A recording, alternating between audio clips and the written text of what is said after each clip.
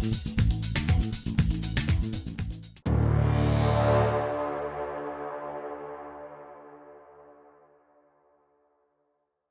say every picture tells us a story. What story?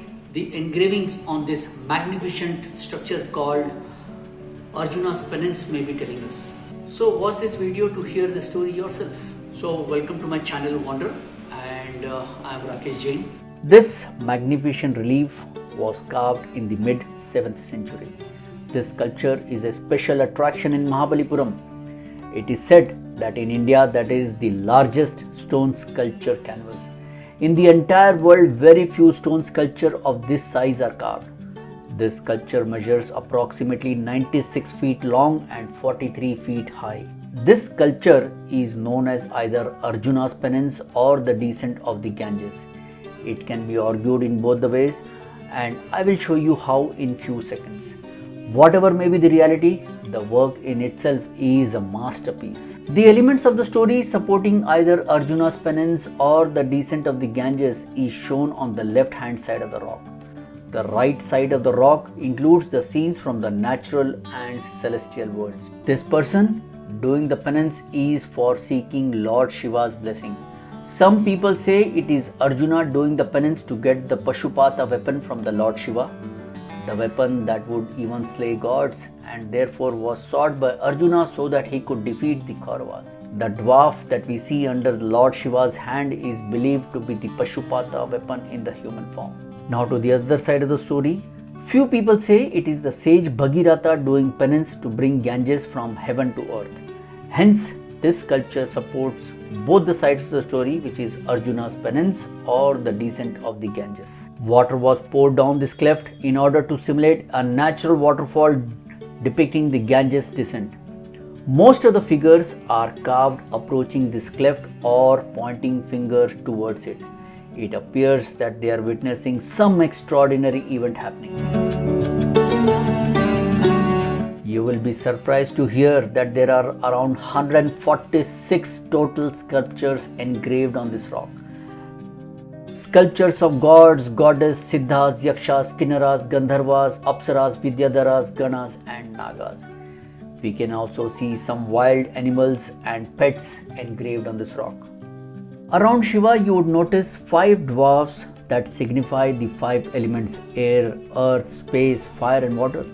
These also correlate to the 5 senses. On top of the stone we can see the sun god on the left hand side, moon god on the right hand side of the rock. In these figures we can see Yaksha, Kinnara, Gandharva and Apsara, and the remaining sculptures as though they are singing and holding some musical instruments. Half bird and half human sculptures holding music devices are Kinnaras. A Vishnu shrine that is surrounded by worshippers, ascetics, celestials and animals. If you have read the Panchatantra stories, you would remember the fraud cat Dirghakarna. It is the cat who pretends to be so pious that the birds ask it to guard their nest, believing the cat to be a vegetarian. The cat, true to its nature, feasts on the young nestlings and the birds are left remorseful, swearing never to trust a cat again. Beautifully carved elephants, approximately life-sized, shelter their babies while the celestials fly above them. Hosts of celestials and animals join the elephants on their pilgrimage to the Ganges. There aren't any humans on the right side of the rock, which depicts the natural and the celestial worlds. The Headless Hermits, again there are 2 interpretations.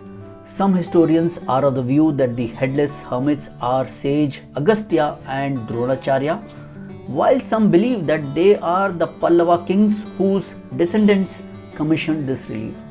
It is assumed that the Chalukya forces had their sculptural heads destroyed. Drona happens to be an ancestor of the Pallavas. Drona's son Ashwathama married a snake princess and together they had a son named Pallava. The snake princess can be seen in the space that divides the 2 reliefs. So this also depicts how the Pallava kingdom came into existence. Few historians say by looking at the mountain lion and sheep sculptures that this event took place in the Himalayan mountains. The mountain represents Shiva's abode in the Himalayas where the worlds of gods, human and animals intermingle. Now here comes one more interesting and a surprising part. When Prime Minister of India, Indra Gandhi visited Mahabalipuram, she was awestruck with the beauty of this ancient rock sculpture. It is believed that this nose-scratching deer under the Badri hermitage was used in the then 10 rupee note as a result of that visit. Interesting information, isn't it? And also interesting to know a fact that how 1400 plus year old engraving has made its way to the currency note. Well, if you have liked this information, then the only ask that I have from you is to subscribe this channel and also share this video with others. Thank you.